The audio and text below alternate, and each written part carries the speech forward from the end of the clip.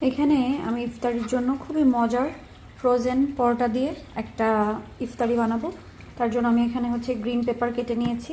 আস্তে আস্তে করে আমি পেঁয়াজ কেটে নিব, কাঁচামরিচ কেটে নিব, মরিচ আর পেঁয়াজ কেটে নিয়েছি, যেটা আমি গ্রিন পেপারের ভিতরে দিয়ে দিব।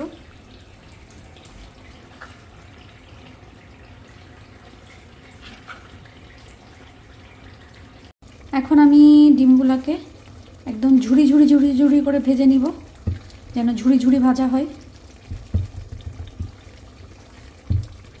এখানে কিন্তু আমি ডিমের ভিতরে যেই গ্রিন পেপার ছিল, তারপরে পেঁয়াজ ছিল, কাঁচামরিচ ছিল, সেগুলো দিয়ে এটাকে একদম ঝুড়ি ঝুড়ি ভাজা করে নিচ্ছি। এখানে নামাই ফেলছি। বেশি ভাজা যাবে না, হালকা একটু ভাজতে হবে, আর হালকা ভাজার পরেই নামাই রাখতে হবে। আর এটা কিন্তু ঠান্ডা হতে দিতে হবে, কারণ গরম গরম যদি আমি ফ্রোজেন পরোটার ভিতরে দিই তাহলে এটা গলে পড়ে যাবে, তখন আর সুন্দরভাবে আপনি একটা শেপ দিতে পারবেন না। যে ফ্রোজেন পরোটাটা আছে সেটা নিয়েছি, নিয়ে আমি কিছু চিজ দিয়ে দিলাম। আর এই চিজের ভিতরেই এখানে যেই ডিমটা রেডি করে রাখছিলাম, আমি কিন্তু এটা চিকেন দিয়েও করে থাকি, আপনারা চিকেন বা কিমা দিয়েও করে খেতে পারেন, ওটা আরও অনেক মজা হয়। এখন যেহেতু আমি খুব ঝটপট করতে চাচ্ছি, এই জন্যই আমি এখানে ডিম দিয়ে করতেছি।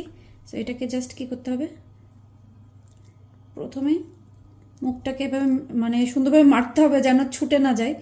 আর এটা কিন্তু নরম না হলে কিন্তু সম্ভব না, পরোটাটা অবশ্যই নরম হইতে হবে। আমি আগে এটা এইভাবে করতাম, একদম মুগলাই পরোটার মতন করে, যে মুগলাই পরোটা যেভাবে করে না সেইভাবে, বাট আজকে ওইভাবে করার আমার কোনো সময় বা ধৈর্য নাই। তো এই জন্য ভাবলাম যে এভাবেই করে খাই।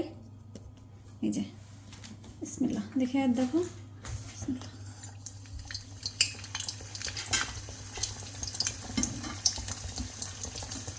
কিন্তু এটা ভাজা হয়ে গেছে, দেখেন চিজ বা গ্রিন পেপার সব কিছুর একটা সুন্দর কম্বিনেশন দেখা যাচ্ছে, খেতেও কিন্তু অনেক মজা হবে। সো এটা আমার তৈরি হয়ে গেছে, আমি বাদবাকিগুলোও রেডি করে নিই। আমি কতগুলো তৈরি করে ফেলছি। এর ভিতরে আছে ডিম আর চিজ, সো এটাকে আমি নাম দিলাম ডিম চিজের পুর।